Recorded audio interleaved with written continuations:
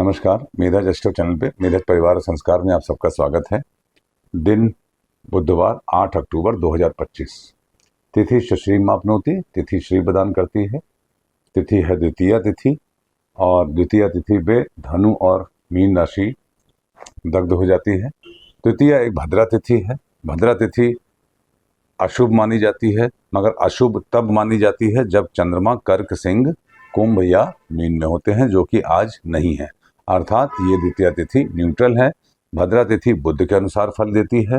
बुध वर्तमान में तुला राशि में है, संबंधों को बैलेंस करने की राशि में है, मगर है मंगल के साथ। अर्थात संबंधों को मेंटेन करने में आपको युद्ध, लड़ाई झगड़े को बचाने का प्रयास करेंगे, तभी ये द्वितीया तिथि अच्छा फल देगी। द्वितीया तिथि कुंडली में जहाँ पर शुक्र होते हैं या और वृषभ और तुला राशियां जहाँ होती हैं उसके अनुसार, और शुक्र जहाँ बैठे होते हैं, तो शुक्र वर्तमान में सिंह राशि में है, कल चले जाएंगे कन्या राशि में।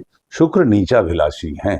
इसका मतलब नीचाभिलाषी मतलब नीच अभिलाषी, कन्या राशि में नीचस्थ हो जाते हैं, तो नीचस्थ होने में एक दिन बचा है, इसलिए सूर्य कोई बहुत अच्छी डिग्निटी में नहीं माने जाएंगे।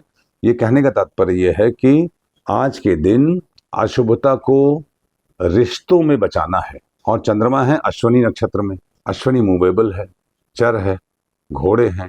रिश्तों को बचाने के लिए घोड़े मतलब अश्विनी कुमार मतलब हीलिंग, हील करना होगा, हीलिंग का प्रयास रहेगा, तो ये द्वितीया तिथि अच्छा फल देगी। वारात आयुष्वर्धनम, वार है बुधवार, बुध के बारे में एक्सप्लेन कर दिया। तुला राशि में है, काल पुरुष की 7वीं राशि में है। संबंध संबंध संबंध, तुला सप्तम सप्तम तुला, बुध मंगल, ये है समावेश। आप जब पंचांग के एलिमेंट्स को देखिए तो देखिए कि सारे अंग मिलके किस तरफ फोकस दिखा रहे हैं। Where is the focus? वारात आयुष्वर्धनम, वार बुधवार बता दिया मैंने आपको। नक्षत्रात हरते पापम, नक्षत्र है अश्विनी नक्षत्र। Ashwini on a Tuesday is not good, इसलिए आज के दिन आपको अश्विनी एक्टिविटी दिखाते हैं, बहुत ज्यादा एक्शन, ओवर एक्शन से बचना है। Do minimum action as needed today, ये है आज के पंचलाइन। काम कम कर, काम का जिक्र ज्यादा कर, और जिक्र की फिक्र कर, अर्थात प्लानिंग का दिन है आज। We should plan today. वारात आयुष्वर्धनम हो गया। नक्षत्रात हरते पापम, नक्षत्र है अश्विनी। जब अश्विनी होता है तो रोहिणी, पूर्वा, फाल्गुनी और ज्येष्ठा एक्टिवेट हो जाता है।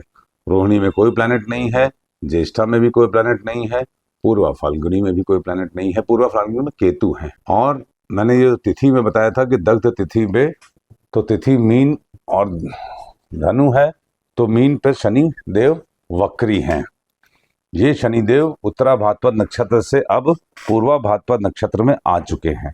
पूर्वा भाद्रपद नक्षत्र फायर ड्रैगन है। और एक सीक्रेट आपको बता दूं कि ये शनिदेव जो पूर्वा भाद्रपद में गए हैं, हर एक प्लैनेट जब किसी भी राशि में किसी भी नक्षत्र में प्रवेश करता है तो उसका इंटेंट एक जाना जाता है कि वो प्लैनेट का इंटेंशन क्या है। जैसे आपके घर में कोई आया है मेहमान, तो क्या चोरी करने आया है, कि मिलने आया है, कि रहने आया है, कि किसी अपने एग्जाम की तैयारी के लिए आया है, कि वहाँ पे कुछ दिन के लिए रह के पीजी ढूंढने आया है, उसका इंटेंट क्या है। तो शनिदेव का जो पूर्वा भाद्रपद आज के दिन ये बताना जरूरी है, क्योंकि द्वितीया तिथि भद्रा है, भद्रा शनिदेव की बहन है। मीन और धनु राशि दग्ध है, मीन राशि में शनिदेव वक्री हैं पूर्वा भाद्रपद में। तो ये शनिदेव जो पूर्वा भाद्रपद में 4 अक्टूबर को गए, और ये लंबे समय तक रहने वाले हैं, क्योंकि वक्री हैं, फिर मार्गी होंगे, फिर मार्गी होकर पुनः वापस पूर्वा भाद्रपद में दिसंबर तक रहेंगे, दिसंबर जनवरी तक। तो ये इनका जो इंटेंट है वो है water. Water means emotional compromise. और शनिदेव दुख के कारक हैं। वाटर दुख देगा, शनिदेव बीमारी के कारक हैं, बीमारी देगा। और वाटर, शनिदेव भी ठंडे प्लैनेट है, वाटर इज जनरली कोल्ड, अगर गर्म ना किया जाए तो ठंड इस बार बड़ी बेहिसाब और विचित्र प्रकार की पड़ने वाली है, बीमारी लाने वाली। तो ठंड से होने वाले प्रिकॉशंस को आप कृपया जरूर लेके रखिए। जिन लोगों का पुनर्वसु, पूर्वा भाद्रपद, विशाखा, विंशोत्तरी के अनुसार गुरु जिन नक्षत्रों के स्वामी हैं, उनमें कोई प्लैनेट हो तो उनको अपने आत्मबल को बहुत ज्यादा मजबूत रखने की आवश्यकता है, because Saturn in Purva Bhadrapada will test your inner power. मैंने आपको पहले ही बताया था कि मैं बहुत अच्छा टीचर नहीं हूं, और पंचांग जो वीडियो बोलता हूँ उसके लिए मैं कोई तैयारी करके नहीं रखता हूँ। सिर्फ सामने मेरे वो रहता है कि कौन सा पंचांग के क्या क्या एलिमेंट हैं आज, तो उसके अनुसार ही जो मेरी नॉलेज है, जो मुझे याद है, वो बोलता रहता हूँ। तो बीच बीच में कोई और वैसे टॉपिक आते हैं तो उनको भी मैं बीच में एड्रेस कर देता हूँ। इनके नोट्स जरूर बनाते रहिएगा, ये आपके जीवन यापन में आपको बहुत मदद करेंगे। शनिदेव वक्री स्थिति में मीन राशि में है। मीन राशि में होने का मतलब क्या है कि इनकी अगर डिग्निटी देखा जाए तो ये डिग्निटी वाइज, चूंकि दृष्टान है मीन का, तो मीन के दृष्टान से पांचवा कर्क, तो कर्क के दृष्टान में हुए। अगर कर्क के दृष्टान में हुए डिग्निटी वाइज, तो आप ये समझिए कि ये शनि देव जल प्रलय से होने वाली संबंधित बीमारियों को, युद्ध को, इन सब की चीजों पे हमारा टेस्ट लेंगे। अगर आप बहुत रोने धोने वाले हैं तो बहुत रोना धोना आपका बढ़ जाएगा। नहीं रोने धोने वाले हैं तो आपको रोने धोने वाले मौके मिलेंगे जिसमें आपका टेस्ट होगा। ये समय आपको ये प्रूव करने के लिए है कि you accept life as it comes, और आपको ईश्वर की बनाई इस दुनिया में कर्म गति को फॉलो करने का पूरी आप तैयार हैं। देखिए, ज्ञान धर्म गति जो होती है, धर्म गति से ज्ञान गति, ज्ञान गति जैसा धर्म आप फॉलो करेंगे वैसा ज्ञान होता है, या ज्ञान गति से धर्म गति दोनों इंटरचेंजेबल है। उससे आपकी कर्म गति का निर्माण होता है और कर्म गति से भाग्य गति का निर्माण होता है। ये जो कुंडली में केंद्र, अपोक्लिम और उपचव भाव हैं, ये इसी को इंडिकेट करते हैं। इस पर कभी हम लोग फिर और बात करेंगे। तो ये पता नहीं कहां से कहां बात चली गई। देखिए, पूर्वा भाद्रपद अश्विनी में बात चली गई। तो अश्विनी नक्षत्र है आज के दिन। अश्विनी नक्षत्र जब होता है तो पूर्वा, फाल्गुनी, ज्येष्ठा और रोहिणी एक्टिवेट हो जाता है।